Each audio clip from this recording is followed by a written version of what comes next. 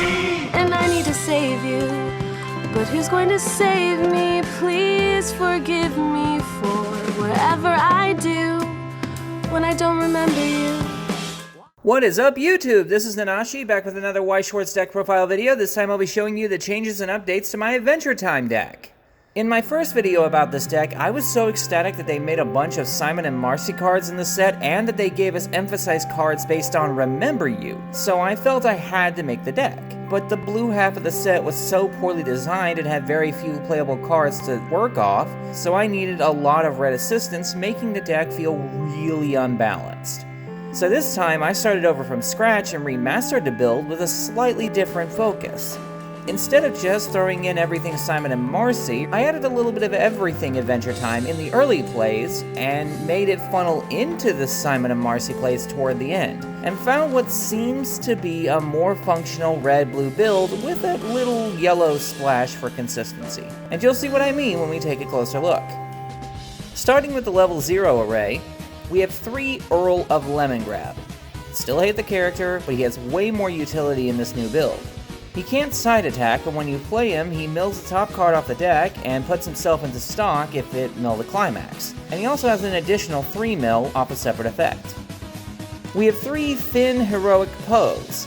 I was hoping to avoid it, but Finn is the face of Adventure Time, you just can't escape it. He gains 2,000 power on your turn if you have 2 or more other Ooh characters, and when you play him, you can pay a stock and put the top card of the deck into the clock to add any level 1 or lower character from deck to hand. We have 3 Ice King Past Self. I feel for this character so hard, his story is heartbreaking.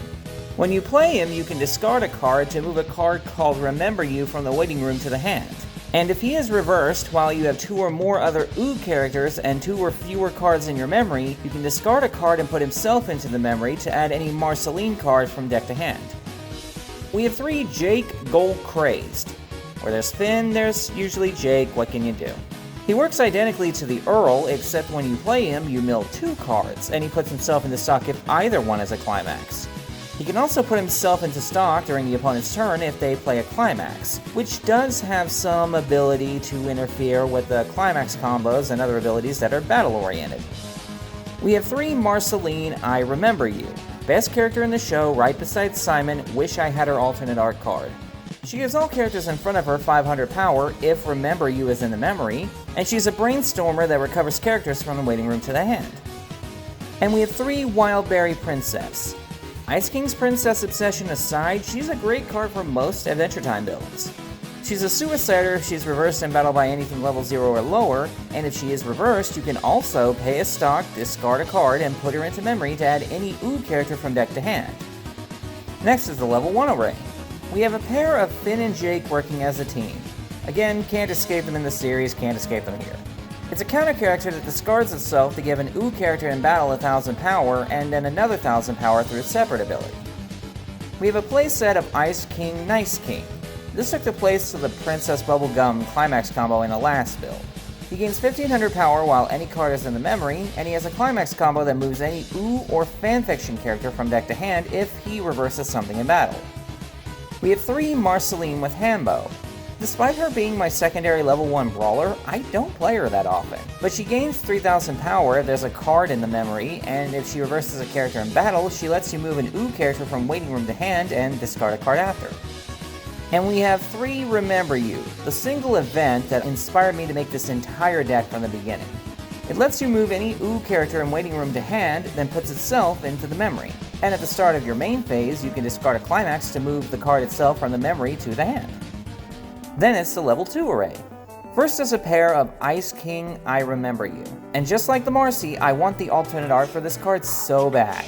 It gives all Ooh and fanfiction characters 1,000 power, and gives all characters 500 more power if Marceline I Remember You is on the stage as well. And just like the event it's named after, by discarding a Climax and paying a stock, you can move any character in waiting room to hand. And we have 1 Lainey Rainicorn. I couldn't let Jake go without his lady, could I? She's a counter character that pays a stock and discards herself to give a battling character 2,500 power, and if you do, she also lets you pay 2 more stock to shuffle your waiting room into your deck. Then comes the level 3 array. We have a pair of Ice King the King of Ice. Redundant name is redundant. He's an early player if there are 2 or more Remember You in memory, and until the end of the opponent's turn after you play him, he gains both 4,500 power, and when he battles, neither player can use backups. We have a playset of Marceline the Vampire Queen. Great finisher, but a little resource heavy. She gains 3,000 power if Remember You is in the memory. When you play her, she heals you by moving the top card of the clock to the waiting room, and she has a 2-stage Climax combo that starts by forcing the opponent to shuffle any 2 cards of your choosing in their waiting room back into the deck. She then gains 1,500 power for the turn, and if she reverses a character in battle, you can pay 2 stock and discard 2 cards to deal 3 damage. And we have 3 Princess Bubblegum Beauty and Brains. Did anyone else grow to hate her as the series progressed? She's an early player if you have 2 or fewer climaxes in the waiting room, and when you play her, you can discard a card to move the top card of the clock into the stock, turning a heal into a partial refund. And finally, we have the Climax cards. First is a playset of My Best Friends in the World. When you play it, it moves any character from the waiting room to the stage at rest whose level is equal to or less than your own level plus 1. And the same thing happens when you trigger for an attack check, but it also gives the attacker 1 extra soul. And we have a playset of Prisoners of Love. When you play it, it gives all characters 1,000 power and a soul, but when you reveal it for an attack check, it gives that attacker 1 soul and moves any climax from waiting room to hand.